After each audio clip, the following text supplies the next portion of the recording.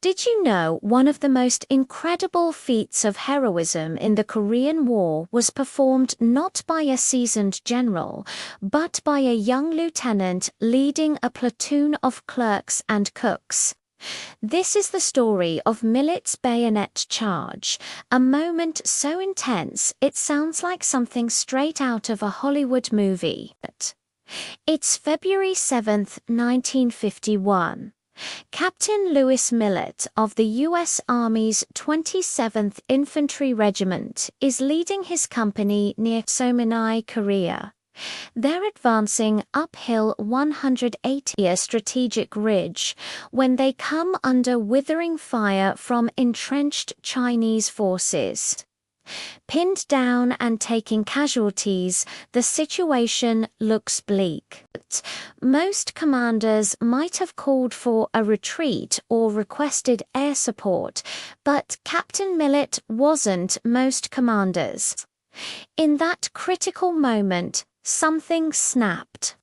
He saw one of his platoons pinned down by heavy machine gun fire. He knew that hesitation would mean certain disaster for his men. So, what did he do?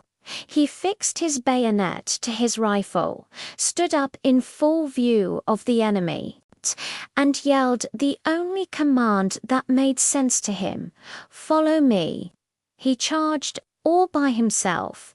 He ran straight up the steep, frozen hillside toward the enemy positions. His men, stunned for a second, were electrified by his sheer audacity.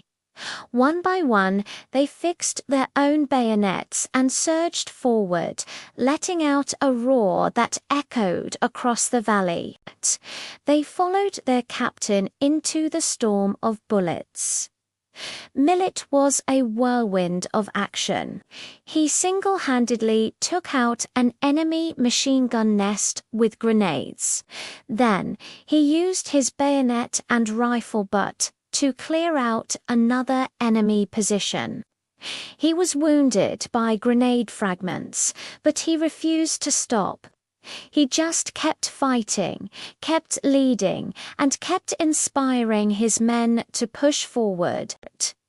He was always at the front, the first one to engage the enemy. The charge was brutal and fought at close quarters. It was a chaotic clash of steel, determination, and raw courage. Millet's platoon, originally intended for support roles, fought like seasoned veterans. They battled their way up the hill, clearing trench after trench. When they finally reached the summit of Hill 180, they had done the impossible.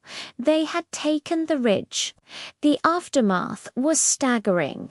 Of the approximately 50 enemy soldiers who had defended the hill, nearly all were casualties of the fierce hand-to-hand combat. Millet's company had secured a critical objective and shattered the enemy's morale. This action became famously known as the Battle of Bayonet Hill for his extraordinary leadership and fearless charge against overwhelming odds. Captain Lewis Millet was awarded the Medal of Honor, the United States' highest military decoration. His citation reads that he inspired his men to heroic deeds, and that's putting it mildly.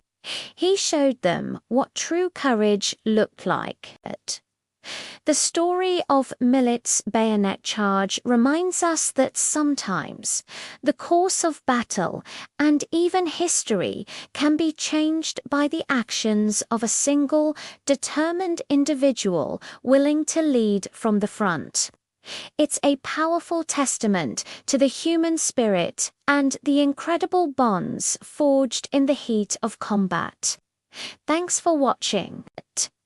If you found this story as inspiring as I did, hit that like button and subscribe for more tales of incredible courage. See you next time.